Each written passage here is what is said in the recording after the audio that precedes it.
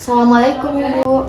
Eh, Waalaikumsalam Nanda. Mari silakan duduk. Baik Ibu, terima kasih. Baik, Nanda, silakan dengan duduk dengan posisi nyaman Nanda. Apakah dengan posisi duduk seperti ini Nanda sudah merasa nyaman? Iya Bu, sudah nyaman. Sebelum itu dengan Natasha dari kelas 1 PM1 kah? Iya Bu, Natasha dari kelas 10 PM1. Bagaimana kabarnya Natasha hari ini? Baik Bu. Baik, tadi Natasha sebelum kurangan Ibu sudah sarapan? Sudah Ibu. Sekarang di kelas Natasha ini belajar apa? Bahasa Inggris Ibu. Oh, Inggris. Tapi gurunya sudah keluar? Karena ini kan belum jam istirahat, Nak. Belum Ibu. Lah, terus kenapa Natasha ini tidak masuk ke kelas untuk belajar bahasa Inggris, Nak? Sebenarnya saya ada masalah Bu, tapi saya takut menceritakannya. Baik, Natasha, Ibu beritahu ya bahwa pada proses konseling ini ada yang namanya asas kerahasiaan dan asas keterbukaan.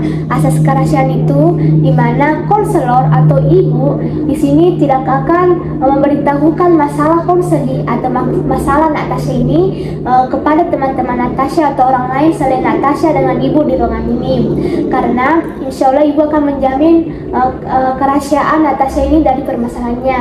Kemudian asas keterbukaan di mana konseli atau Natasha ini dituntut untuk mengemukakan perasaannya secara jujur tanpa perlu merasa was-was atau merasa khawatir atau merasa tegang. Jadi Natasha sudah mengerti?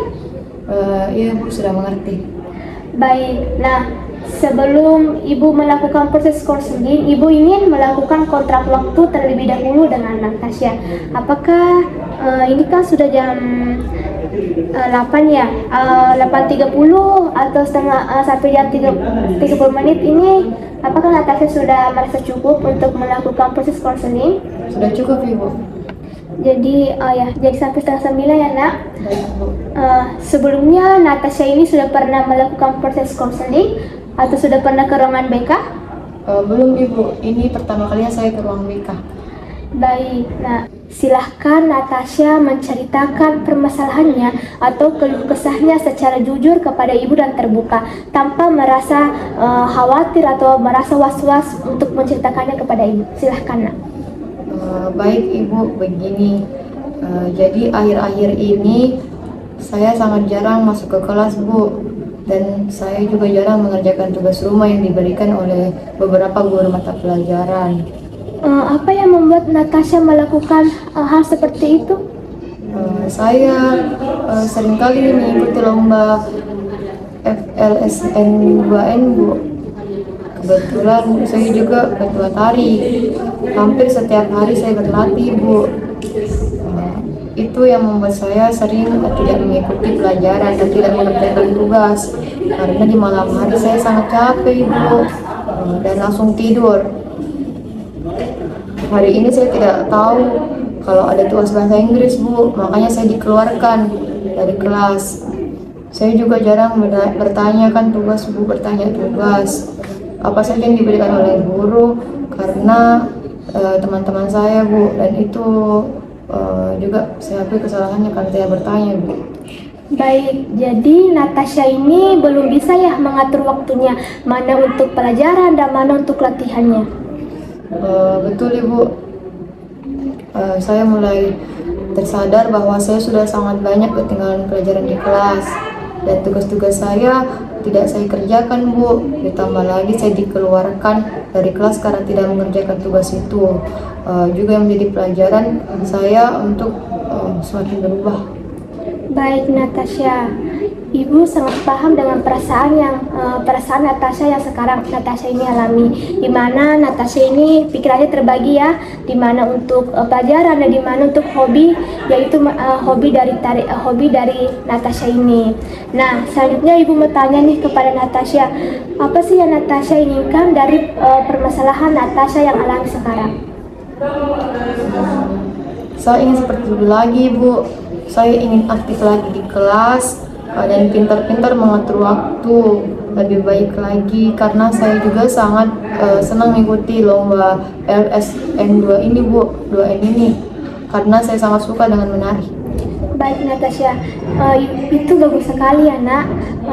Ibu yakin Natasha ini bisa menghadapi permasalahan yang Natasha sekarang hadapi.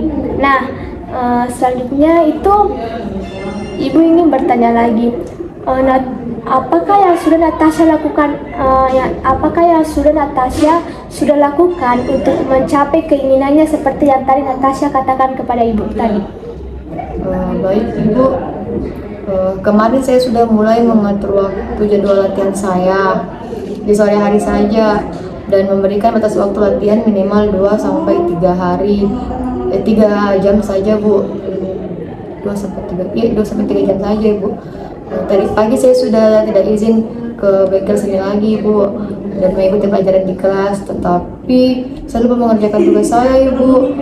Makanya saya dikeluarkan dari kelas, tapi setelah keluar kelas dari ruangan Ibu, saya akan mengumpulkan tugas saya dengan tepat waktu. Baik, bagus sekali Nanda. Ibu yakin Nanda ini bisa menghadapi permasalahan atau keluh kesah yang sekarang Natasha ini hadapi. Dan Ibu harap semoga Natasha bisa mempertahankan terus-menerus seperti kegiatan tadi dalam mengatur yang tadi yang Natasha lakukan dalam mengatur waktunya, dan Ibu yakin Natasha bisa mengejar pelajaran yang Natasha ini ketinggalan di kelas. Baik Bu. Baik Natasha, jadi kan Natasha sudah mengetahui ya apa sih keinginan Natasha ini dari permasalahan yang Natasha hadapi, dan Natasha juga sudah melakukan keinginan untuk kegiatan untuk mencapai keinginannya. Nah, Ibu mau tanya lagi nih, kira-kira kegiatan yang sering Natasha ini lakukan akhir-akhir ini, menurut Natasha, apakah Natasha ini sudah mencapai keinginannya atau sudah memenuhi dari keinginan Natasha tersebut? Iya Bu. Kalau Ibu boleh tahu, apa alasan Natasha mengatakan seperti itu? Karena saya sudah mengatur waktu, saya sudah berniat untuk mengatur waktu saya Bu. Kemudian saya juga akan mengarah jadwal tari menjadi lebih singkat. Terus Bu, saya juga akan mengerjakan tugas-tugas saya Bu, seperti itu Bu. Baik Natasha, sangat bagus ya. Selanjutnya Ibu mau tanya lagi nih, apa planning atau rencana Natasha ke depannya nanti setelah mengambil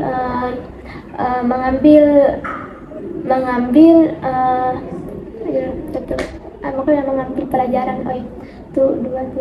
Nah, bagus sekali ya Natasha. Sekarang Ibu mau tanya lagi nih, apa planning atau rencana Natasha nanti ke depannya setelah mungkin Natasha sudah bisa mengambil ya pelajaran dari problem atau masalah yang sekarang Natasha hadapi? Jadi seperti yang saya katakan tadi Ibu, saya akan belajar lebih giat lagi untuk mengatur jadwal saya Bu, dan saya juga akan mengejar pelajaran yang tertinggal Ibu, dan saya akan mengerjakan tugas-tugas saya yang diberikan oleh guru mapel. Saya akan berusaha aktif lagi Bu di dalam kelas agar bisa fokus dalam kelas lagi Bu, agar pikiran saya sudah tidak terbagi lagi mana pelajaran di kelas dan mana latihan menari saya. Tentunya saya juga akan berusaha giat juga untuk menampilkan yang terbaik untuk lomba tari nantinya. Baik, itu merupakan planning atau rencana yang sangat bagus ya Nak. Ibu juga sangat setuju dengan planning atau rencana Natasha nantinya. Nah, Ibu yakin Natasha ini pasti bisa. Ibu yakin juga Natasha juga pasti bisa mengejar pelajaran yang Natasha ketinggalan, begitu pula dengan tugas-tugasnya. Dan Ibu juga harap Natasha ini dapat atau bisa mengatur waktunya lagi lebih baik ke depannya nanti.